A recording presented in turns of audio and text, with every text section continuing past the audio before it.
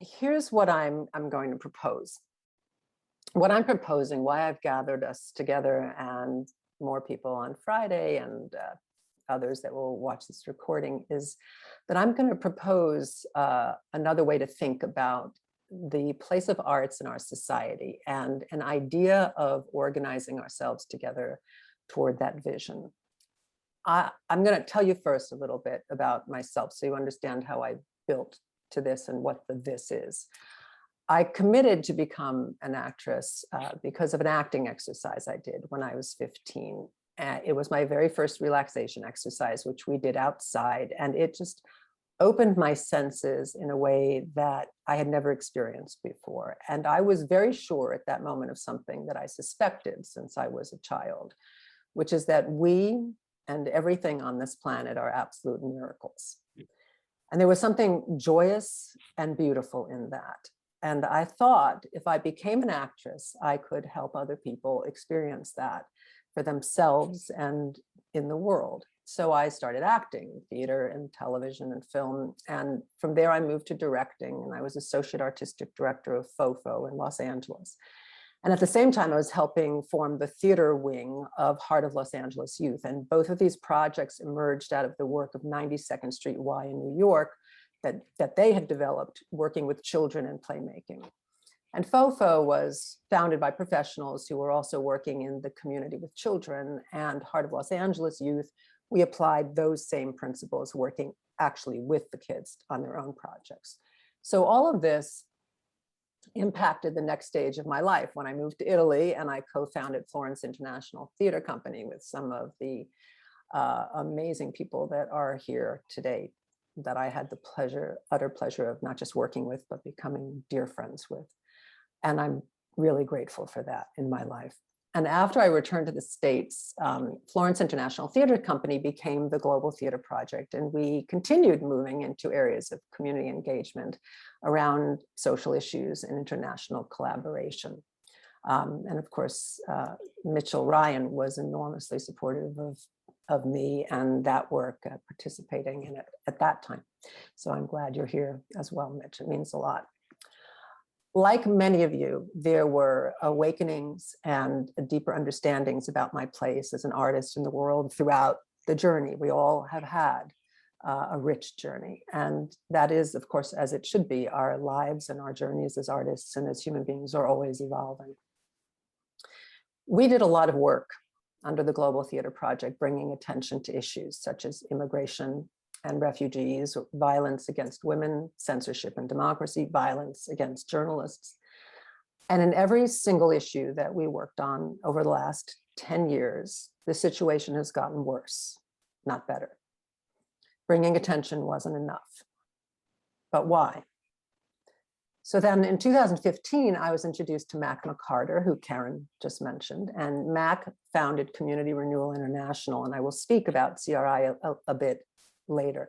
But for now, the point is that as a non-artist, he really mentored me. He led me toward a way of thinking and inquiry that put me on a path considering and experimenting with and teaching other possibilities for the place of arts in the community. Those years of reading and researching were happening as it seemed like much of the world was spiraling and unfurling and also revealing itself. So what is the place of arts in all of this? To me, it seemed clear that humanity didn't need revolution as much as we need evolution. And then I read this chapter I had referred to in the email that I sent you all by Lewis Mumford, where he wrote really deeply about beauty and art in everyday life and how hundreds of years ago we began to silo these areas of expertise in art that then was pretty much enjoyed by whoever owned that art, so by a select few. And then over time, to society's devaluation of arts and artistic contribution. And then this led to artists, including myself, having to fight to be seen as valuable and necessary, to justify ourselves in our society. And we saw that starkly in the pandemic here in the States with recovery efforts, and I know that they had the same experience in the United Kingdom. But it has occurred to me recently that we will never win that fight. And that given the world as it is, that's not actually the fight that we should be in if we should be really fighting at all. Let me ask you something just to consider.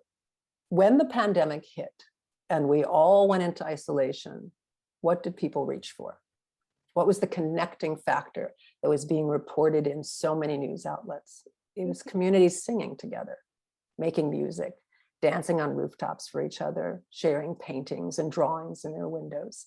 This was the instinct in so many that seemed to be like a call from hundreds of years ago to what is innate in every human being, our creative capacity and our need to connect. So the reason we never won the fight, and we will never win the fight to convince our communities or our society at large that the arts is essential, is because it is not codified into our everyday lives. We are specialists in an essential aspect of being human that should not be exclusive to our personal experience of being alive. It should be a shared and common experience, one that those of us who become professional in it lift to a higher level, absolutely. But my understanding now, which I'm offering to you, is that an artist's responsibility in 2022 isn't solely education, entertainment, or even enlightenment. It is also to use our gift and all that comes with it to help improve the ability of human beings to relate and connect to one another locally and globally. Everyone on this call and every one of you listening to this recording knows that the arts and artistic processes expand a sense of being alive, connected to other human beings and to this planet. And they offer a tangible, not philosophical experience of empathy and compassion. Curiosity, courage, passion, among other qualities, emerge from our artistic processes. What I envision to begin, because of course things evolve as we grow, they will evolve, is a group of artists who want to work to change the place of arts and creative expression in the lives of those around us, who are willing to commit to work both locally together and collaboratively, globally, to connect people through in creative engagement, to help them grow and evolve, to bring creative acts into the local world we inhabit, to seed and grow creative possibilities as guides and partners, and to work toward reestablishing the creative possibilities, the creative mind, the creative heart into our fellow human beings, not as something that they celebrate in others, in theaters and galleries and concert halls, but in something they also celebrate in themselves as a deep love and knowledge and physical reality in their lives that they pass on to their children. What we're talking about is participating in a renewal of our society, which looks at the foundation of how we relate to one another. What tools do we have to do that? And how can the artists contribute to that toolbox? So what does all this mean practically? The mission of Creative Core is awakening individuals and renewing communities through creative engagement. And for this reason, we're looking at what is called Art for Social Renewal. Art for Social Renewal stands on what we're calling the 4 pillars. So these are community, kindness, artistry, and whole artist elements. Elements are the building blocks of the creative process, which all of us pretty much take for granted. We engage with them naturally. And many I've already mentioned, such as passion, courage, curiosity. Once I hear from those of you who are interested enough to learn more, we will begin by meeting monthly at 1 or 2 sessions. And at these sessions, we'll get to know one another as we discuss our way through each aspect of Art for Social Renewal, what it stands on, the steps or guideposts to creating this work, which you can follow and interpret as best suits you. We'll talk about where your work or our work is already consciously including these elements and where it could deepen or become more rigorous. And I'll share with you the basics of Community Renewal International methodology. And we'll consider together what the opportunities are for it to impact our work in partnership, in a healthy partnership. And each month's discussion, we will have videos and documentation of so that everyone will have access to it. And eventually I'll figure out how to put a forum on our website where conversations can be held continually and organically. And we will build an intentional community and a common language to move forward.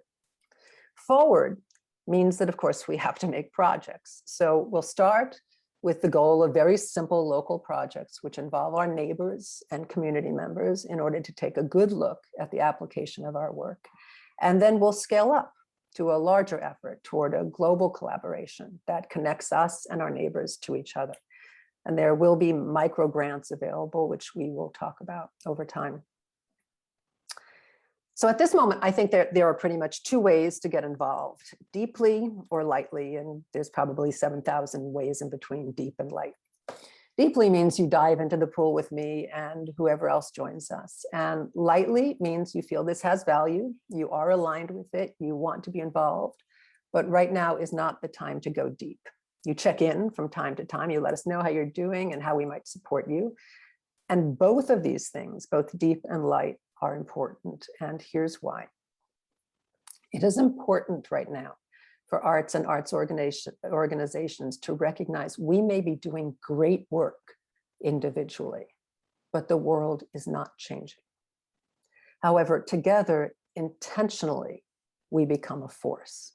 We will find ways to be supportive of one another and share in what is possible. We will have allies and partners, people to share with, brainstorm with, build with, collaborate with, and we will work to make this perspective of the art's place in human evolution a conversation worth considering. So to help with that, we will also hold weekly drop-in sessions. One will be a Creative Core coffee hour in the morning, my time, and the other a Creative Core cocktail hour in the morning, my time. And this way we'll try to cover time zones, and this is like no obligation, just another opportunity to connect and evolve our community. Just pop in if you have some time and want to say hi. Then after a year, we'll evaluate, we'll see where we stand and how we can move forward, as well as how the relationship with Community Renewal International is unfolding and evolving at a level best for both entities. For now, about Community Renewal, I will say that their focus is to create a world where every human being is safe and loved. And they have a social technology of 25 years on which that mission stands. And my intention is that over time, Creative Core will be integrating the arts in partnership, active partnership with their communities, both in the States and internationally as they grow abroad. I mentioned in the email Africa, where they are starting in Cameroon and Nigeria. So if you have questions about everything that I just said, how I would like to do it is have you send them to me in an email, if possible, so that I can gather all these questions from today and from Friday's session, and then answer them in a broader email after the 22nd that I can also share with the people who will be watching the video, and because I'm sure they'll be helpful and relevant to everybody. This is not a closed community, so I do encourage you, if you feel there are people you know who would like to be involved in this, to share the video once I send it, and have them get in touch with me, and they can certainly join the talk on Friday or at any time at all as we move forward. I'd like to leave you with this one thought, among so many others I just shared. Many will not argue that we live in very dark times, but there is hope. And I think that hope lies in a lot of different places, but one of them is with the artists.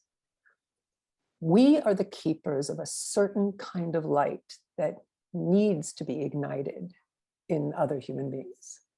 That's our job on a conscious level, not a residual one any longer.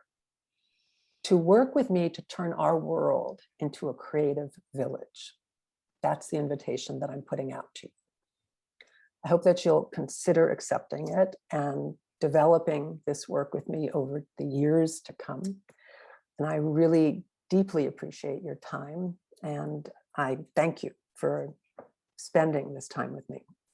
So it is now 12:33. We did this with only 3 minutes over.